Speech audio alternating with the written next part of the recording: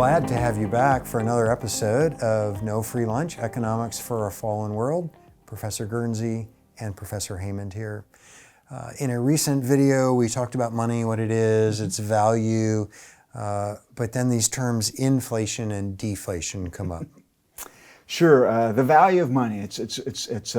Ludwig von Mises in his first major work, The Theory of Money and Credit, called this value of money the central problem of money and economics, really, because how do you get an objective value of the money, and when money's value fluctuates, because it becomes in itself another commodity which will have a value that can appreciate or depreciate, and those, if there are wide variations, that tends to cause problems, and if it goes, the value goes up, and we would call that deflation, because actually other prices would go down, which would mean the price of money effectively has gone up. It's got more command of more resources. Or you could have inflation, where the value of money would go down, which would mean the price of gold would effectively have more purchasing power, and that would make the price in money terms go up of goods and services, so we call that inflation.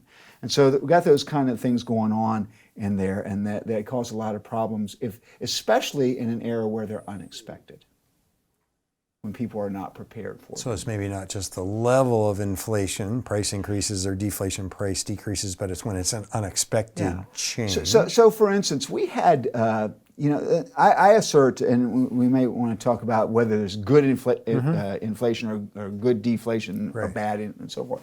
So historically, if you had a neutral money that was just being introduced, there's just enough money that's out there and you're not introducing new money, it's enough to support the exchange, and we don't find any more gold, for instance. Let's say we've got existing stock of gold.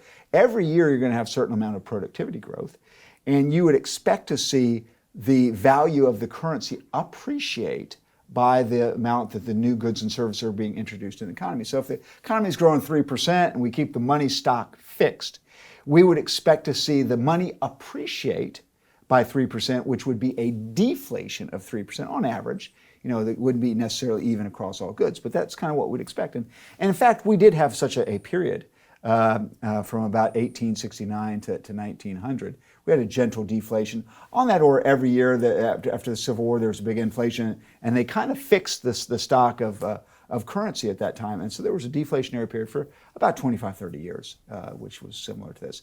And that was a fairly benign deflation that was ongoing. At the time, we were having massive changes in the character of our economy, moving from an agrarian economy to an industrial economy, such that the falling prices were thought to be deflation was thought to be a problem, because so many people were farmers, and they couldn't get enough revenue from the sale of their agricultural products because we were becoming so efficient at producing food. But it was not a problem per se, like we saw with the deflation in the early 1930s, when prices were collapsing 10, 13% a year for those 3 years.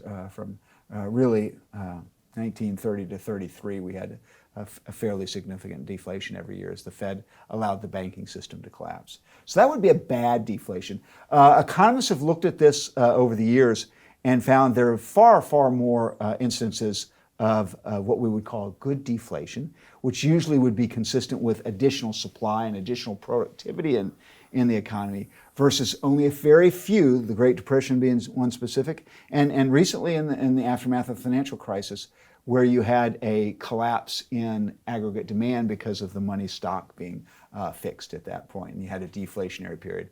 Obviously, the 2008, 2009 was very brief compared to what happened in the Great Depression. Those were severe deflations. But in general, deflation's got a bad rap, and it's not necessarily so bad. It has gotten a bad rap. I mean, we seem to be in a period where most monetary economists say, we want a little bit of inflation, and that's the right thing, and deflation is caused by a lack of demand. Yeah, I would only make one quibble with what you said. I'm not sure all monetary economists, especially not monetary economists that are not Federal Reserve employees. Right. Well, there you go. Right? And the Federal Reserve has changed its tune quite significantly over the last, with, in my mind, no theoretical justification other than we want to print money. and support the markets. It's been a kind of crisis management. There had long been an argument by some economists that a little bit of inflation kind of greases the skids, but that would be made by Keynesian economists less so than monetary economists.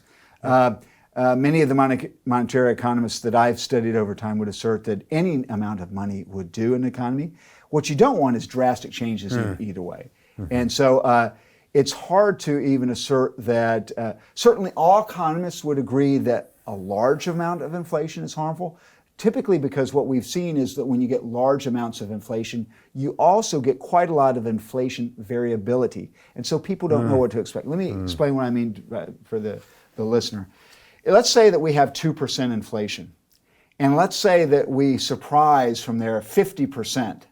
So it might be 1% inflation, or it might be 3% inflation. That's a huge 50% off on your inflation target. It's pretty huge. Right. But you're still only talking 1 to 3% inflation. If you're a business owner, that's no big deal. But if you're at 20% inflation, and now you have 25% variability, which isn't nearly as much. Right. Now we're talking 15% inflation to 25% inflation. That's much more severe that you would have to plan for. So it becomes a lot more difficult to plan if you are a business owner with variable inflation, which usually comes along with higher levels of inflation. That's why we like low levels of inflation.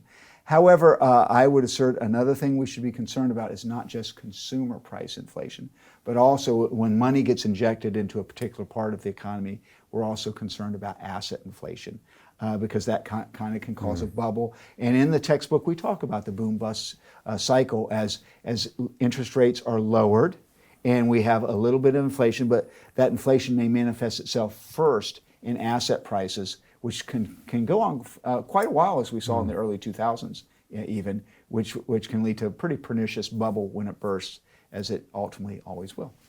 Great. Well, thank you for your additional explanations on those topics. I think that's a wrap for this episode. Thanks for joining us.